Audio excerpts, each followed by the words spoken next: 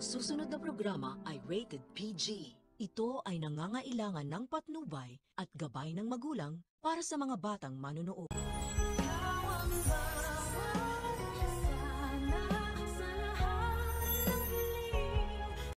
Ngayong next episode, kumonsulta nga ng abogado itong si Zoe at napag-alaman niya na kaya pala itong lusutan nitong si Moira, itong paratang sa kanya nito ni Don Pepe at sa kani Giselle. Kaya naman naglakas ng loob itong si Zoe na siguro itong kanyang lolo Pepe. Kaya naman nagtaka itong si Don Pepe, bakit ganun makaasta itong si Zoe at galit na galit at parang walang respeto. At dito na nga tinanong ni Don Pepe, bakit ganyan ka umasta, Zoe?